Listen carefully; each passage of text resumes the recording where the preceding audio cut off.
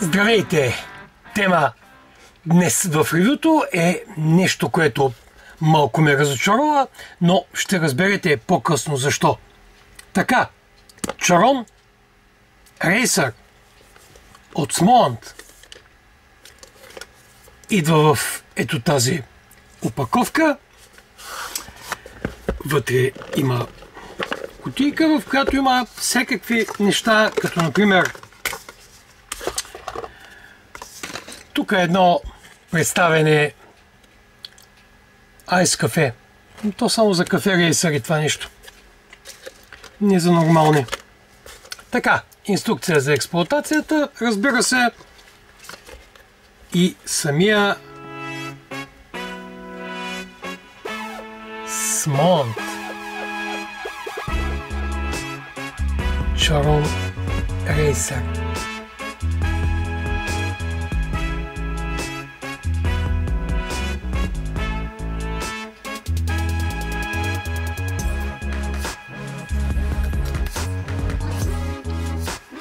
Какво представлява този розов ташак? Исках да кажа пот. Значи, най-напред, на тези, които не им се гледа до края, мога да кажа и защо съм разочарован. Ами, как да ви кажа?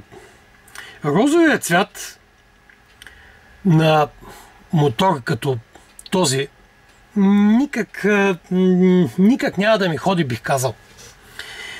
Въпреки че цветове има много. 8 цвята има, цветовата гама е голяма, хубава, хубави цветове има. Защо точно на мен изпратиха розовия, няма да го коментирам. Педалска работа. Така, какво представлява като технически параметри? 1000 мАч вградена литиево полимерна батерия. 5 до 45 вата в изхода. При танк от 2 мл. Зареждането е с USB-C с ток от 2 ампера. Това, разбира се, ще го проверим. Дисплей 0,96 инча цветен TFT с много теми. Два начина на задействането. Задействане с бутон и съответно с дръпка от тук. Корпус цинкова справ, ANT-чипсет. Така, това са техническите параметри. Какво има всъщност вътре? Значи, ANT-чипсета, който е характерен за всички неща на Smoont, разбира се, дава смарт режима, дава целия контрол, дава всички защити и така нататък, неща, които няма нужда да ви ги обяснявам. Като корпус, направен от цинкова справ, тук с две вложки от изкуствена кожа отзад и отпред. Мекичко, удобно за пипане, бих казал дамският целия вид. Така, светодиод, който свети при изпаряването, може да се включи, може да се изключи. Така, един бутон за задействане. За прашка за врата, ако мога е така. И самия кертридж. Така, вътре в системката са два кертрича, 0.6 и 0.8. Това е 0.6 кертрича, както виждате написана е мощността от 20 до 24 вата. Това са нови кертричи на Smoont, Racer Call се водят. Дай Боже, Racer серията да продължи и да получа най-напред нещо черно. Зери ги мътните. И може и хром. Няма да се обидя. Така, какво забелязваме? Марък отвор, въпреки че това е 0.6, вече отива към RDL-а. Марък отвор, меш е койла, тапичка за зареждане отстрани, достатъчно голяма за стабилното зареждане, 2 мл танк, малко, но какво да се прави? Това, което забелязвам долу, тая широка ивица, която е тук, това най-вероятно обира всички кондензи и не ги оставя те да излязат навън. Така, какво представя иначе? Ето ги другите два кертрича. 0.8 и 0.4. Съответно от 24 до 30 вата. Същия вид, много малки разлики. Така, надявам се, че от тук влиза въздуха, надявам се, че тези неща са направени с цел да се предпази от образуването на конденс под системата, дай Боже. Така, изпратили са достатъчно количество подове, ще може да си играем и да тестваме, особено заряда. Така, вземем един койл, който аз съм го предварително заредил. Това е 0,4. Вътре в него има течност. Течността, разбира се, е моята течност, която тествам DR. Смарт режима автоматично ни установява на 28 вата. Аз обаче така изключа го. Включа го. После ще ви покажа и минутата. И го оставяме.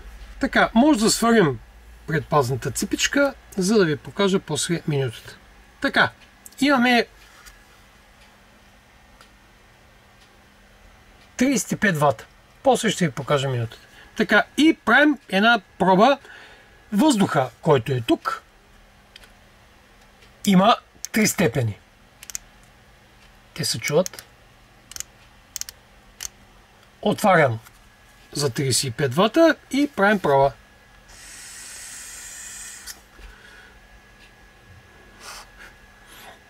Дел няма да стане, ясно е, но RDL от всяко положение.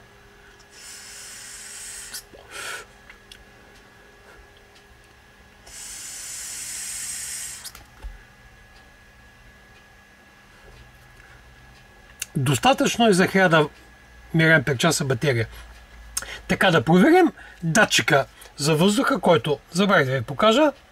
Ето го отвътре, ето го датчика за въздуха, двата магнити и пина. Нищо под слънцето. Така да го проверим колко е чувствителен. Това нещо се проверява на максимално отворено.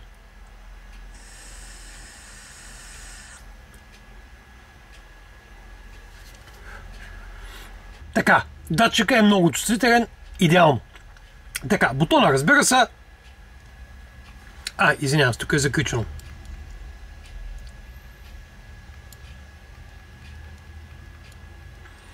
Докато свикна,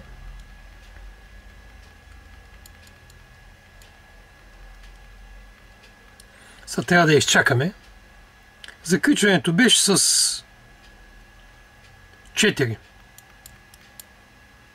Така, заключва се само този бутон. И съответно тук работи. Мога да ви покажа. Фарчето светна. Така, като вкус. Като вкус това, което мога да опитам и да усетя, е чудесно. Много добре. Казват, че новия меш с 59% качва аромата и с 61% парата. Това са техни замервания, не мога да ги коментирам, но пара е за достатъчно. Вкуса е много добър. За хиляден път казвам, че с меш всички нагреватели са много еднакви. Както и на вкус всички формастери са съвсем еднакви.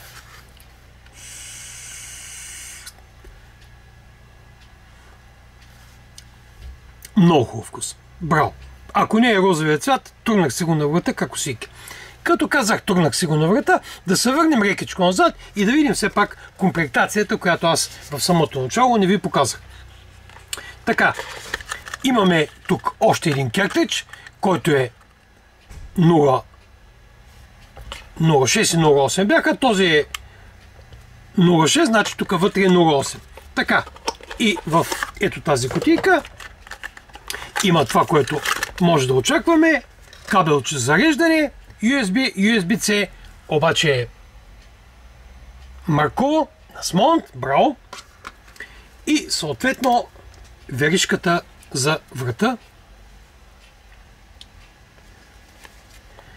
която завършва с накрайник. Широка, удобна и така нататък.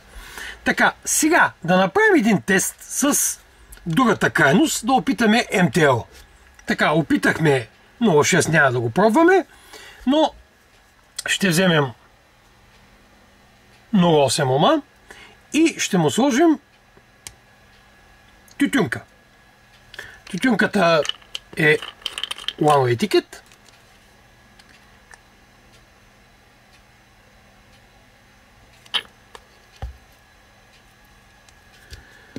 Така, изчакваме малко да се позареди. Така, какво още исках да изкоментирам? Да, докато се зарежда, ще ви покажа менютата на къде са движат. Така, тук ще поизгаса.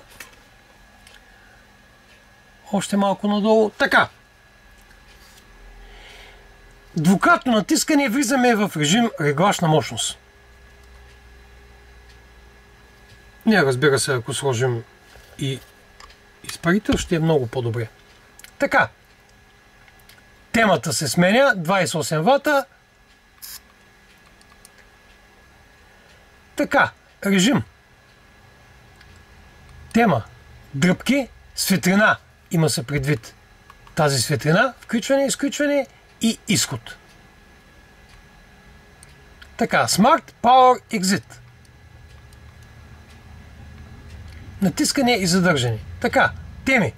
Натискане и задържане. Така. Теми. Всекви скутерчета, бога ми. 3 теми има, между другото. Натискаме и задържаме. Така, брояч на дръпките, осветление, включване, изключване и общо взето това е цялата хава. Трикратно натискане съответно регулира мощността, двукратно меню, трикратно, четирикратно заключваме и петкратно влизаме и излизаме. Това е цялата хава. Така, предполагам, че вече се е насмукал този картридж. Да опитаме. Аз съм на смарт режима и това автоматично ма установи на 16 вата. На индикацията съответно е мощността, дължината на дръпката, заредеността на батерията и едно моторче там.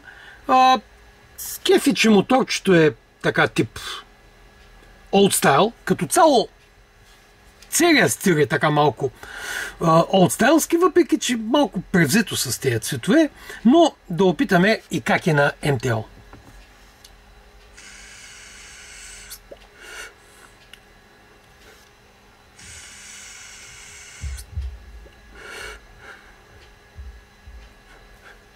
Добре. Добре. Хубаво е. Така.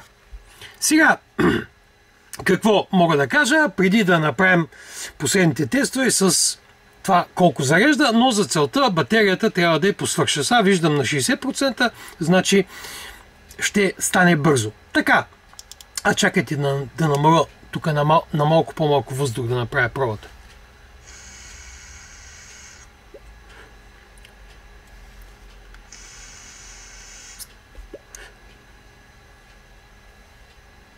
Чудно.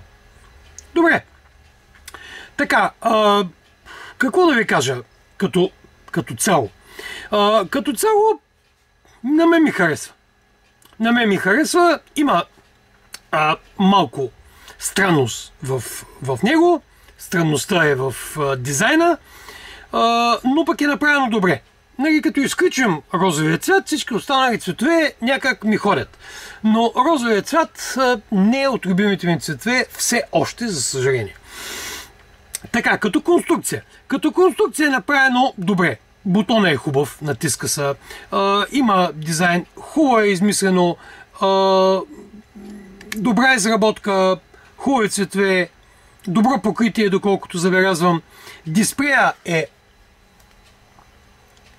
защитен отгоре с плътно плексиглас, предполагам, но е плътно отгоре, т.е. протичането няма да влезе навътре. Защото много често, когато се натиска бутона, примерно, може пръста да ни попадне тук, това означава, че няма да повредим дисплея. Измислили са го. Здрав е захвата, не е някакво ухо, което да се скъса. Хубаво направено като конструкция. Хубаво направено като конструкция. Сега с 2 мл някак не мога да се разбера, може поне 3 да бъде, но това е положението, братя европейци. Така, да видим все пак с колко зарежда. Ето ни в тестовете с заряда. Използвам неговия кабел. Това, което е хубавото, че ни дава информация за колко време ще се зареди. И това нещо зарежда с 1,75 ампера, което означава, че 2 ампера са постижими. Значи казват, че може да се зареди за 15 минути до 80%. Защото след 80% на всички е ясно по зареждането на GSM и така нататък, на смартфони, че до 80-85% се зарежда бързо, след това почва да зарежда бавно, защото напреженията се изравняват. Докато тук имаме едно достатъчно бързо зареждане. Ето, беше на 60%, сега отиде на 70% и остават 13 минути. Значи съвсем спокойно може да се зареди. Има се предвид 15 минути, това е от разредено до 80%. Сега при това положение сме почти на включването на бавния режим на зареждане. Така, генерално, какво мога да кажа, хубаво направено. Голям дисплей, 0,96 инча TFT, елегантен дизайн. Сега за цвета няма да повтарям как не ми харесва, сега ще ги изнудя да ми изпратят черно. Зарежда се стоейки право, отстрани с кабела. Не е лош дизайна, не е лош дизайна като цяло.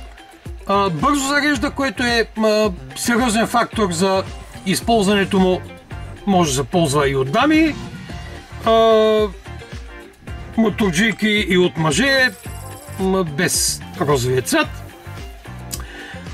И какво да ви кажа, поредната фашкия на пазара, но пък хубаво направена. Това беше всичко от мене, от Smoking Maniac за Sharon Racer от Smont. От мен, до скоро виждане.